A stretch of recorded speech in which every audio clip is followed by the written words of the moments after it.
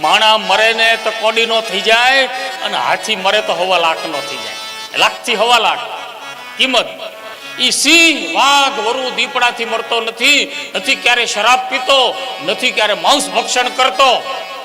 માંસાહારી સામે આવે તો હુંડમાં લઈને પછાડે મારી નાખે.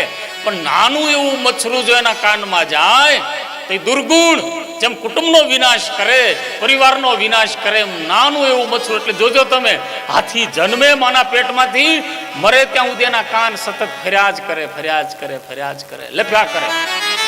શું કામ? हम सबको बोध देता है कि जागृत रहे. उसका कान और हृदय इतना जागृत है, इतना जागृत है कि बात ही मत पूछो.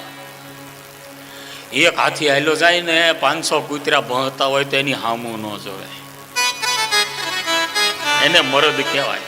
કૂતરા તો ભસ્યા કરે અને છતાં પાછો લાડવા ખાતો ખાતો ઉલાળતો જાય. વાહે ભલે કીડી મકોડા કૂતરા ખાતા હોય, અડધો જ ખાય અડધો ફેંકી દે. આ બધા હાથીના સાત્વિક તાત્વિક પવિત્ર લક્ષણ છે. લાખથી જીવે ત્યારે લાખનો, મરે ત્યારે 1.5 લાખનો. ગજમુખ છે, ગજાનન છે, લક્ષ્મીનો દેનાર છે. ગજલક્ષ્મી સૌથી પવિત્ર અને ઉત્તમ કઈ લક્ષ્મી? તો કે ગજલક્ષ્મી. હવે તો બંધ થઈ ગયું. નકર અમારી આસામની જમાત હોય, નાગાપુરીની કામાક્ષીની જમાત હોય, એ 35-40 જણા જઈને એક હારો હાથી ગોતી લે તો જિંદગી આખી નીકળી જાય. હાથીની જમાતમાં બધા આંટા માર્યા કરે. અને ગામડા ગામમાં ગણપતિ આવ્યા, હાથી દાદા આવ્યા, ગણપતિ દાદા આવ્યા, એમ કરીને બધા એને જમાડે, હાંચવે. આખો એ યુગ ગયો, સમય ગયો. હવે તો કાંઈ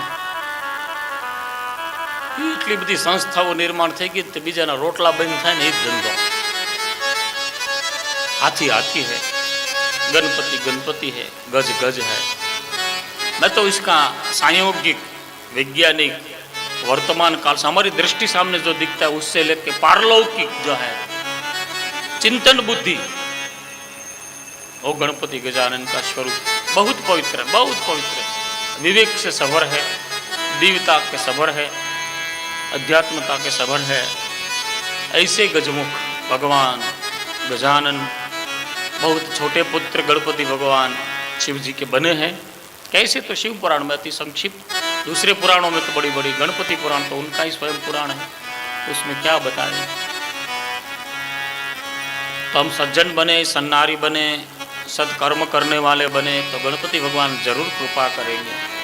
एकदा भगवान शंकर का तो जो मूल स्वभाव है, नहीं स्वात्मा रामम विषय मृत तृष्णा ब्रह्मयति, अपने अंतरात्मा में लीन रहना.